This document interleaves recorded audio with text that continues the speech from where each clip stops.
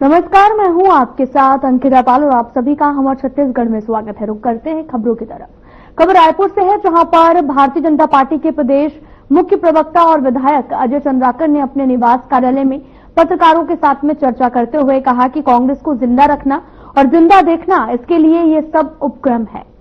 उनकी कोशिशों में उनकी सहानुभूति है, साथ ही लोकतंत्र में हिस्सेदार बने रहेंगे, छत्तीसगढ़ में विपक्ष की भूमिका निभाते रहेंगे। प्रदेश कांग्रेस के नेतृत्व और बड़े नेता को लेकर हुए प्रश्न के उत्तर में विधायक चंद्राकर ने कहा कि ऐसा ही है कि बड़े आप लोग मानते हैं और बड़े नेता हैं, पूरे देश में है और पूरे देश में कोई नेता नहीं है, और सिर्फ कांग्रेस के ही साथ नहीं, जितने भी परिवारवादी पार्टियां हैं उन सबके साथ में परिवार के मुखिया लोग नेता हैं और वो कोई जन नेता थोड़े ही नहीं है। साथ ही उन्होंने ये भी कहा कि जनता की स्वीकृति प्राप्त होती है तो क्षेत्रीय नेता अपने दम पर बीच में कभी कभी एकाध करके जीत भी जाते हैं। निरंतरता में भी कोई नहीं है और साथ ही परिवारवादी पार्टी कांग्रेस भी है और साथ ही परिवारवादी पार्टी में कोई नेता नहीं है। आप लोग किसी को भी बड़ा नेता मत बोला करिए। कांग्रेस को जिंदा रहना और जिंदा देखना भी, इसके लिए ये सब उपक्रम है और मेरी सहानुभूति है उनकी कोशिशों में। लोकतंत्र में हिस्सेदार बने रहेंगे, छत्तीसगढ़ में विपक्ष की भूमिका निभाते रहेंगे। ऐसा है कि बड़े आप लोग मानते हैं, बड़े नेता है नहीं कोई वहां। पूरे प्रदेश में, पूरे देश में कोई नेता नहीं है और सिर्फ कांग्रेस के साथ नहीं, जितनी परिवारवादी पार्टियां हैं वो सबके साथ परिवार के मुखिया लोग नेता हैं। कोई जन नेता थोड़ी है किसी। जनता की स्वीकृति प्राप्त होती तो जो क्षेत्रीय लोग हैं अपने दम पे जीत के आ जाते हैं, कभी कभी बीच में एक आध बार। निरंतरता में कोई परिवारवादी पार्टी कांग्रेस भी है और कोई परिवारवादी पार्टी में कोई नेता नहीं। आप लोग बड़ा नेता मत बोला करें किसी को। जो भी विषय में वो निकाल रहे होंगे उनको ये जरूर बताना चाहिए होगा या बताना चाहिए कि कांग्रेस ने अपने कार्यकाल में संविधान में कितने बार संशोधन किए, आपातकाल किसने लगाया, मानवाधिकारों को सस्पेंड किसने किया, न्यायपालिका के अधिकार को आपातकाल के दौरान सस्पेंड किसने किया, सेंसरशिप किसने लगाई, साबानो प्रकरण में संविधान संशोधन के औचित्य क्या थे। इन सब विषयों को भी उसमें जोड़ के बताना चाहिए। 43 डिग्री में घर से निकल के बताएं, पहले पेपर में छपवा लेना अलग विषय, घर से निकल के बताएं। किसी गांव की तस्वीर भेजना, बोलना ना, सिस्टम खड़ा करें। हम लोग जब किसी अभियान में जाते हैं तो हमको सरल ऐप में डालना होता है कि हम कहाँ गए, कौन से अभियान में गए। कल हम धमतरी गए थे यदि तो हमने डाला है, कल फिर हम जाएंगे तो हम डालेंगे सोशल मीडिया में या कहीं पे। तो वो अपनी गतिविधियों को बताएं तो कहाँ पे किया, कैसा किया, कितने लोग रहे, क्या हुआ उसको, और उसको जो मैं विषय बताया वो जरूर जनता को बताएं।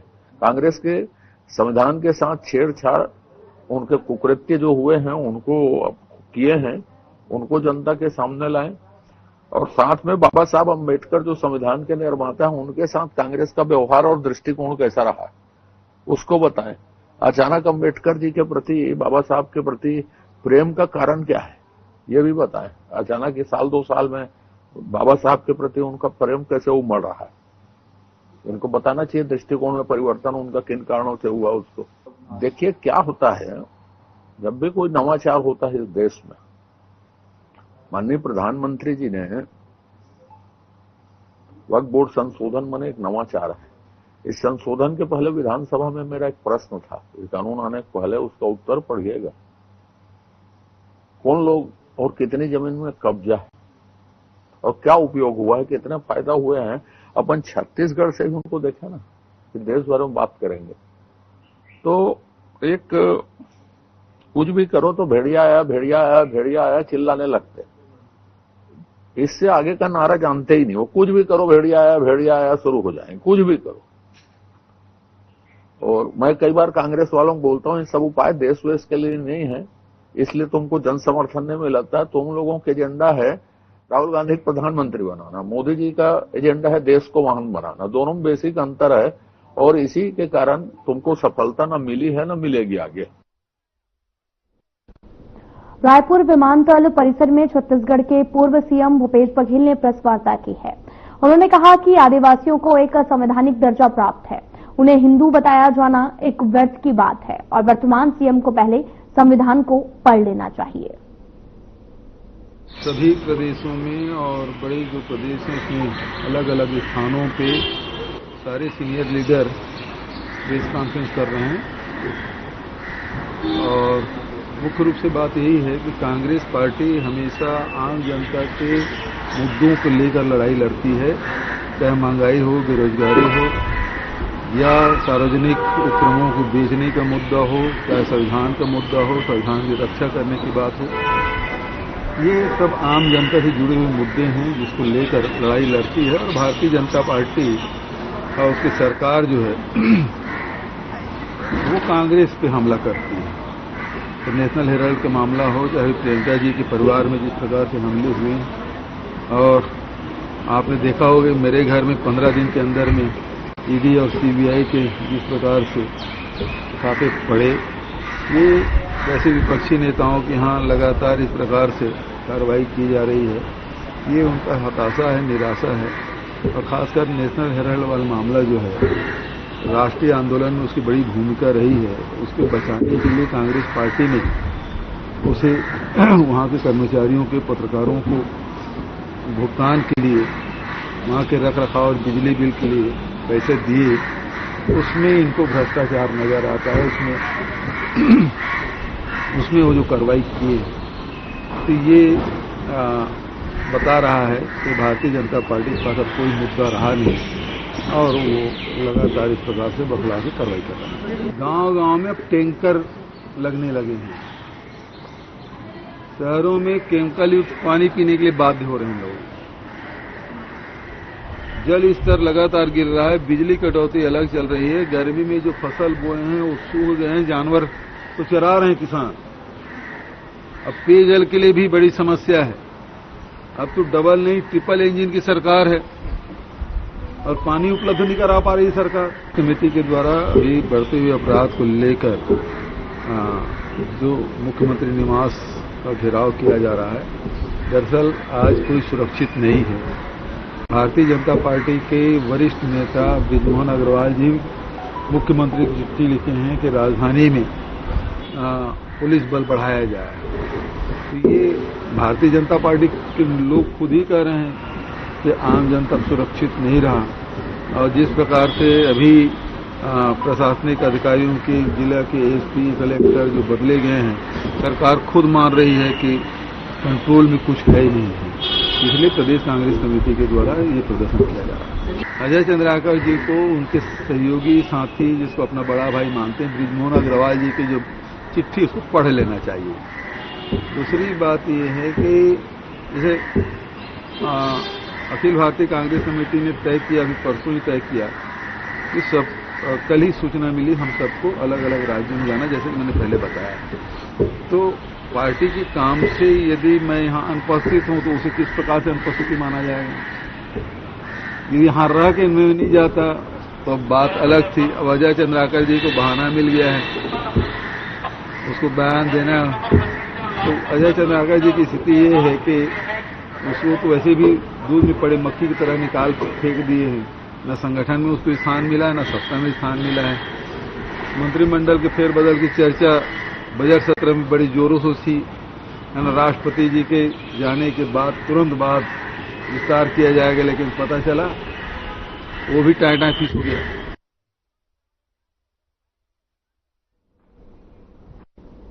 छत्तीसगढ़ पर्यटन मंडल के नवनियुक्त अध्यक्ष नीलू शर्मा अपने एक दिवसीय प्रवास पर राजनांदगांव जिले के धर्मनगरी डोंगरगढ़ पहुंचे हैं, जहां बीजेपी कार्यकर्ताओं और पदाधिकारियों ने उनका भव्य स्वागत किया।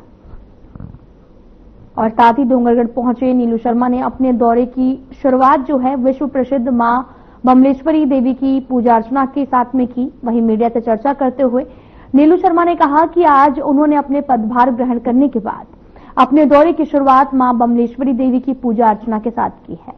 उन्होंने बताया कि प्रधानमंत्री ने पर्यटन को उद्योग का दर्जा दिया है। प्रधानमंत्री और मुख्यमंत्री के विजन के अनुरूप छत्तीसगढ़ राज्य को पर्यटन के क्षेत्र में अग्रणी राज्य बनाने के लिए लगातार कार्य किया जा रहा है। वहीं डोंगरगढ़ को 4 लेन सड़क कनेक्टिविटी दिए जाने पर नीलू शर्मा ने कहा कि प्रधानमंत्री और मुख्यमंत्री की मंशा है कि रिलीजियन टूरिज्म को बढ़ावा दिया जाए, जिसके तहत डोंगरगढ़ में दर्शन कर क्षेत्र में टूरिज्म को बढ़ावा दिए जाने को लेकर क्षेत्र में संभावनाएं हैं, उनको तलाशा जाए।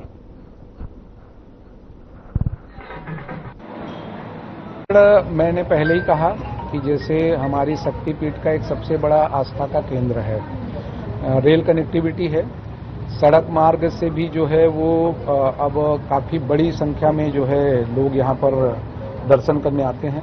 भारतीय जनता पार्टी की 15 वर्षों की सरकार में डॉक्टर रमन सिंह जी के नेतृत्व में डोंगरगढ़ और डोंगरगढ़ के मंदिर पे काफी जो है वो बड़ा जो निर्माण भी हुआ।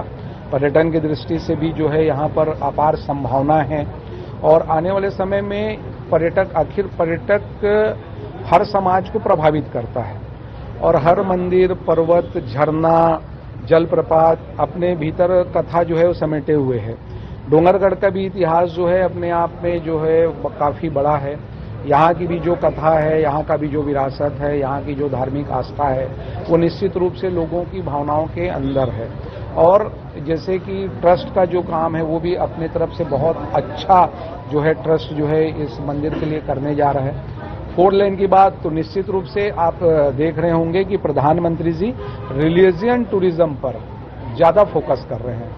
मुख्यमंत्री जी ने भी हमारे प्रबंध संचालक जी से कहा, मैं भी जब उनसे मिला तो उन्होंने कहा कि रिलीजन टूरिज्म को हमको जो है आने वाले समय में काफी पर्यटकों की दृष्टि से उस पे बड़ा एक स्कोप के साथ हमको काम करना है। तो स्वाभाविक रूप से आज आने का पर्पस भी ये है कि एक विजिट माताजी के दर्शन के साथ और डोंगरगढ़ में बड़ा जो है जो एक बड़ी संभावना है। मुझे ऐसा लगता है कि जैसे यहाँ लोग आ रहे हैं दर्शन के लिए तो लोग रुकेंगे, आसपास घूमेंगे, तो वैसा जो है वो आपका रेवेन्यू भी जनरेट होगा। जैसे कि हम कहीं जाते हैं तो जैसे अप्पू घर होता है, तारामंडल होता है, बच्चों के खेलने के लिए टॉय ट्रेन मतलब घूमने के लिए टॉय ट्रेन होती है, पैराग्लाइडिंग जो है का भी एक स्कोप जो है वो डोंगरगांव में। ऐसा सारा हम डिपार्टमेंट में जब हमारी समीक्षा बैठक हुई तो इस विषय पर हमने सारा जो है वो पर्यटक की दृष्टि से, डोंगरगढ़ की दृष्टि से बात किया। और वैसे भी मैं राजनांदगांव जिले का हूं तो मेरा तो ये फर्ज बनता है। राजनांदगांव में भी हम माता देवाला शीतला मंदिर से शुरुआत किए हैं, तो ये मेरे लिए फर्ज ही नहीं, माता का जो है एक प्रकार से हम लोगों का जो आदेश है उस आदेश का हम लोग पालन करेंगे। भविष्य में जो बेहतर होगा डोंगरगढ़ के लिए वो किया जाएगा टूरिज्म विभाग।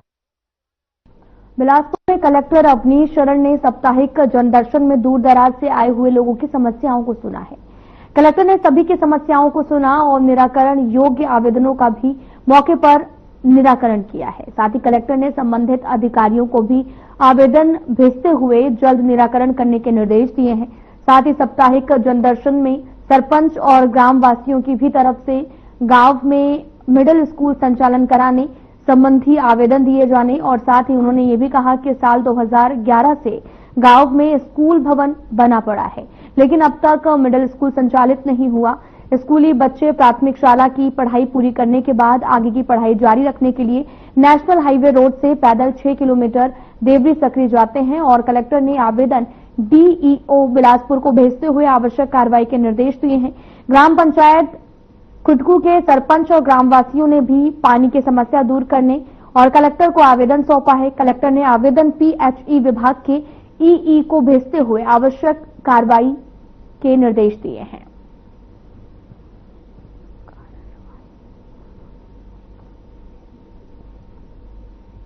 तो बढ़ते हैं अगली खबर की तरफ। खबर रायपुर से है, जहां पर एकात्म परिसर में बीजेपी महामंत्री संजय श्रीवास्तव ने प्रेस कॉन्फ्रेंस की और इस प्रेस कॉन्फ्रेंस में उन्होंने कई अहम मुद्दों पर जानकारी साझा की। क्या कुछ कहा, आपको सुनाते हैं। आज एक महत्वपूर्ण प्रेस वार्ता को लेकर मैं आप सबके सम्मुख यहां पर प्रस्तुत हुआ हूं। जैसा कि आप सबको जानकारी है कि आज कांग्रेस पार्टी के द्वारा कानून व्यवस्था को लेकर, लॉ एंड ऑर्डर को लेकर एक प्रदर्शन करने की योजना बनाई गई थी। ये ठीक उसी तर्ज पर है जैसा कि हम सब बचपन से अपने पाठ्यक्रम में पढ़ते आए हैं। एक मुहावरा है, कहावत है कि उल्टा चोर कोतवाल को डांटे। कभी कभी हम सब लोगों को आश्चर्य होता है, पुलिस जो हमारी रक्षक है, हमारी अंतिम उम्मीद हमारे पक्ष में खड़ा होने की हमको पुलिस प्रशासन से रोका है। लेकिन कभी जब ये घटना आती कि पुलिस के कर्मचारी ने, पुलिस के किसी इंस्पेक्टर ने, अधिकारी ने कुछ गलत कृत्य कर दिया, तो बड़ा आश्चर्य होता है। ये कानून के रक्षक ही यदि इस तरह का व्यवहार करेंगे, आम चर्चा हो जाती है। लगभग वही स्थिति आज कांग्रेस की है कि आज कांग्रेस प्रदर्शन कर रही है तो आम जनता को बड़ा आश्चर्य लग रहा है कि पिछले 5 वर्षों में अपराधियों के शासन चलाने वाली के समान शासन चलाने वाली, अपराधियों की तरह व्यवहार करने वाली, वर्तमान बीजेपी के कार्यकाल में जितनी घटनाएं हो रही हैं, उस घटना की जिम्मेदारी तो हम लेते हैं कि हमारी सरकार है, लेकिन उन घटनाओं में अधिकांश कांग्रेस के नेता शामिल हो रहे हैं। आज भी पूर्ववर्ती काल में तो था ही 5 साल उन्होंने जो किया है, लेकिन अभी भी यदि 10 में से अमूमन 10 यदि घटनाएं होती तो उसमें से 8 में अपराधी यदि कोई है, उसके पीछे यदि कोई खड़ा है तो कांग्रेस का नेता खड़ा होता है। इसलिए सवाल सबसे पहला कांग्रेस से है। आम जनता ये पूछ रही है, बड़ा आश्चर्य हो रहा है कि जब आपका समय था उन 5 वर्षों में आपने अपराधियों के समान ही शासन चलाया। और ये आपको ध्यान भी होगा कि जब हम सब लोग बैठकर विपक्ष के समय प्रेस में और तथ्यों के साथ में हम बैठते थे, जितना भी नशाखोरी, मतलब ये कहने को था कि कोई एक ऐसा नशा नहीं जो छत्तीसगढ़ में न पाया जाता हो। और सामान्यतः यही कहा जाता है कि आज यदि अपराध हो रहा है तो उसके पीछे कहीं न कहीं नशा, जो नशे का व्यापार है, नशे के कारण आदमी को सेंसेशन नहीं होता कि आदमी कर क्या रहा है, उसके कारण घटनाओं की जो पुनरावृत्ति हुई है, बढ़ रही है घटनाएं, उसका मुख्य कारण है। आज 2 चरणों में छोटा छोटा मैं विषय रखूंगा। एक, इस कार्यकाल के अंदर जो घटनाएं उसमें किस तरीके से कांग्रेस की संलिप्तता है, और दूसरा जो पिछले वर्षों में भूपेश बघेल जी की सरकार के समय उनके लिए तो ये उपलब्धि है, अपराध करना मतलब उपलब्धि है। क्योंकि हम यदि पूर्ववर्ती जाएं तो तंदूर कांड से यदि प्रारंभ करेंगे तो दिल्ली से लेके पूरे देश के अंदर में कांग्रेस की क्या क्या घटनाएं हैं उसका उल्लेख करना आज बहुत प्रासंगिक नहीं है, लेकिन थोड़ा उल्लेख करेंगे तो ऐसा लगेगा कि वास्तव में कटघरे के अंदर में है। लेकिन कुछ प्रमुख जो घटनाएं भूपेश बघेल जी के समय हुई थी उसका उल्लेख मैं करूंगा। पहले अभी, क्योंकि ये हमारे लिए भी चिंता का विषय, शासन के लिए भी हमारी चिंता का विषय है कि आखिर लगभग सभी घटनाओं के अंदर में कांग्रेस के नेता ही संलिप्त क्यों पाए जाते हैं। हमारी सरकार बनने के बाद ये मैं कह सकता हूं कि जितने अपराध हुए उन अपराधों में सबसे बड़े जो अपराध हुए हैं उसमें कांग्रेस के नेताओं की संलिप्तता है। जरा क्रम से बता रहा हूं, आप सबको रिमाइंडर कर रहा हूं, ध्यान आएगा आप लोगों को। इन 1 वर्षों के अंदर में सरगुजा जिला, जहां का मैं प्रभारी भी था, बहुत निकट से मैं 2 वर्षों में संभाग प्रभारी होने के नाते देखा हूं सूरजपुर और सरगुजा संभाग को।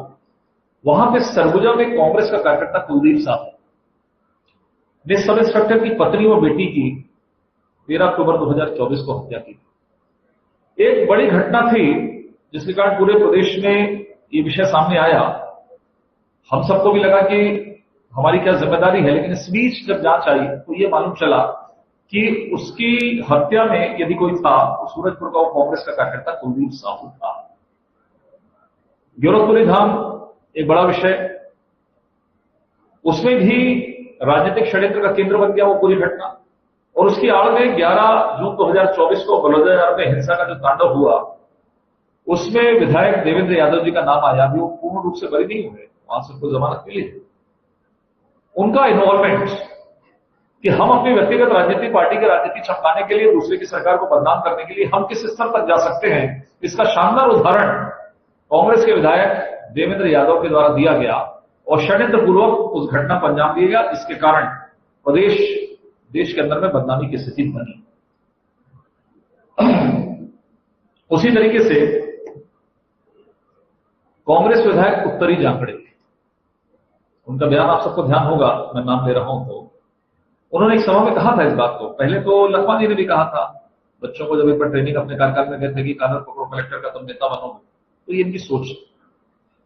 उत्तरी जांगड़े ने भी समय में कहा था कि कलेक्टर एसपी के दफ्तर में घुसो, हिंसा करो, आग लगाओ। ये रिकॉर्डेड है, आप सबको रिकॉर्ड उपलब्ध हो जाएगा, आपके पास में रिकॉर्ड हो जाएगा। इसी तरीके से बालोद जिले में ग्राम गोटिया में एक शिक्षक देवेंद्र ठाकुर ने 3 सितंबर 2024 को आत्महत्या की थी और इस मामले में पूर्व मंत्री मोहम्मद अकबर का नाम लिया गया था, जो मीडिया के सामने है कि यदि मैंने इस तरह का आत्महत्या किया है तो उसके पीछे कारण पूर्व मंत्री हैं और उनके सहित 4 लोगों पर एफआईआर दर्ज हुआ था। बिलासपुर में कल जो 20 अप्रैल की जो घटना है, बलात्कार, गर्भपात या पीएम आवास के नाम पर जो 90,000 50,000 रुपए की वसूली के मामले में एक कांग्रेस का पूर्व पार्षद एल्डरमैन काशी रात्रे, ये कल की ही समाचार है, आप सबको प्राप्त हुआ कि कांग्रेस के नेता ने किस तरीके से उस योजनाओं का लाभ दिलाने के लिए उसके साथ गर्भपात, बलात्कार, तमाम प्रकार के जो विषय उन्होंने किए, उसकी गिरफ्तारी हो गई, उस एल्डरमैन की गिरफ्तारी हुई।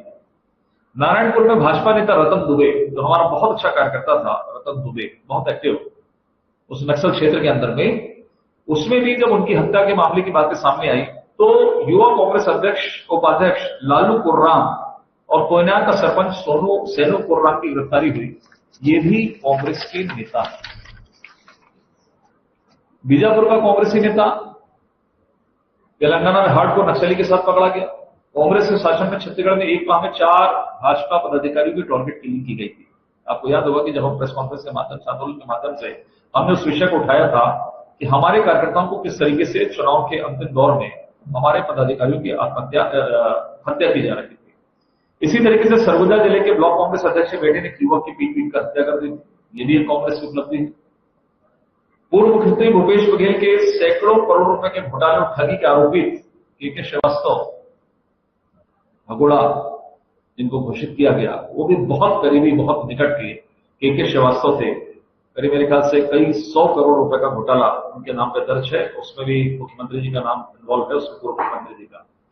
जमीन धोखाधड़ी के मामले में फरार और 4 साल बाद मध्य प्रदेश से गिरफ्तार आसिफ मेमन, जिला बंदर किए गए युवक कांग्रेस के नेता विमल, अजय गोरधा कसडोल, राजू जायसवाल, रविशंकर, इंदिरा कॉलोनी कसडोल के अलावा जनपद पंचायत के चुनाव के दौरान कसडोल में घटित चाकूबाजी मुख्य आरोपी सब्जी व्यवसायी विशाल साहू जैसे आपराधिक चेहरे कांग्रेस के पोस्टर बॉय थे। हमने उस पोस्टर बॉय को आपको सामने दिखाया भी था। वो पोस्टर बॉय थे, लेकिन वो हत्या में इन्वॉल्व थे। कहने का अर्थ यह है कि आखिर व्यक्तिगत राजनीति को चमकाने के लिए प्रदर्शन तो हो रहा, लेकिन कांग्रेस के डीएनए में ऐसी क्या चीजें हैं कि हर एक जो अपराध हो रहा है उसमें से अधिकतम जो अपराधी पकड़ाए जा रहे हैं वो कांग्रेस के नेता, कांग्रेस के कार्यकर्ता ही क्यों हैं? आखिर ये कौन सा षड्यंत्र है?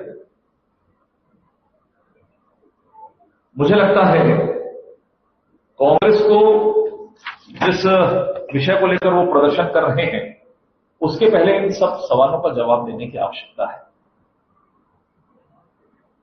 एक सरकार हमारी साल भर की, 1.25 साल की सरकार है। इसमें जितने भी अपराध हो रहे हैं उस अपराध के पीछे कहीं न कहीं कांग्रेस के नेताओं का नाम आ रहा है। संलिप्तता स्पष्ट रूप से उजागर हो रही है। आज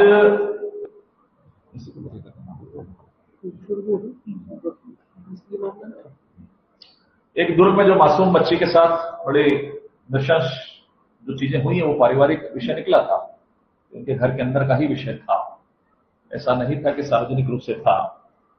लेकिन उस पर भी कांग्रेस राजनीति करने का प्रयास कर रही है, करे, आपत्ति नहीं है।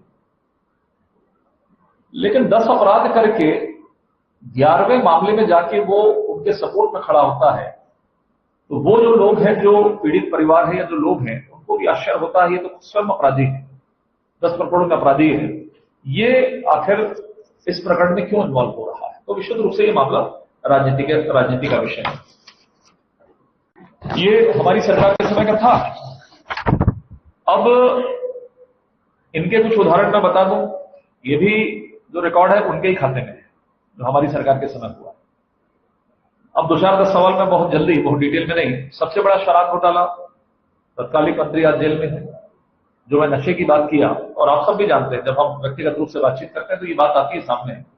यदि इस तरह की जो घटनाएं हो, इसमें चिंता सब है। सरकार, पार्टी का विषय सेकेंडरी हो सकता है, लेकिन प्राथमिक एक एज ए नागरिक हम सबकी चिंता है कि आखिर इस तरह की घटनाएं क्यों हो रही है लगातार, और इस घटनाओं के पीछे का कारण क्या है? तो कारण तो समझ में आता है। सामान्यतः 90% लोगों का यही कहना है कि भैया नशा के कारण आदमी के होश नहीं रहते और इस तरह की घटनाओं का अंजाम होता है। ये आदमी बलात्कार कर देता है, उसके बाद हत्या भी कर देता है, मर्डर कर देता है, काट देता है कुल्हाड़ी से। तो वो जो शराब और उसने वाले लोग आज वो तात्कालिक मंत्री जेल पर हैं, इस बात का कांग्रेस को जवाब देने की आवश्यकता, मेरा ये सवाल आज के इस प्रेस कॉन्फ्रेंस में है। पीएससी का विषय किसी से छुपा नहीं, बहुत बड़ा मामला। पीएससी ने अपने चहेतों को लाभ दिलाने के लिए आज जो तमाम अधिकारी जो अपने बच्चों को सोनवानी से लेकर तमाम प्रकार के लोग जो हैं वो छत्तीसगढ़ के युवाओं को भविष्य को बेच ही रहे थे, और आज वो जेल में है। जेल में आने के बाद सब विषय समाप्त हो जाता है, वो अपराधी ठीक है कोर्ट में जाते हैं 10 साल बाद 20 साल बाद क्या होगा, लेकिन जो तथ्य सामने आए उसके बाद स्पष्ट तौर पर है इसके पीछे भी कांग्रेस के नेताओं का हाथ है, क्योंकि कानून सुनवाई भी कर रहे हैं तो उसके पीछे कांग्रेस की सरकार और कांग्रेस के नेताओं का शासन है, और उसमें कुछ कांग्रेस के नेताओं के बच्चे भी उसमें सेलेक्ट हुए थे गलत तरीके से। महादेव जिसने छत्तीसगढ़ का भविष्य बर्बाद किया है और मुख्यमंत्री जी पर आरोप लगा है, इसका जवाब भी कांग्रेस दे दे, पीसी का जवाब दे दे, और तत्कालीन मंत्री जो है वो जेल में क्यों है। मुझे भी छत्तीसगढ़ नागरिक होने के नाते अच्छा नहीं लगता है कि कोई यहां का मंत्री जेल में जाए, लेकिन आज कृत्य आपने किया वैसा, इस कारण आज आप जेल की सलाखों के पीछे हैं। कोल्ड डीएमएफ जैसे आर्थिक अपराध की जांच सचिवालय तक पहुंच गई है और मुख्यमंत्री के निश्चित सचिव और चहेते अधिकारी आज जेल में। फिलहाल बुलेटिन में इतना ही। नमस्कार।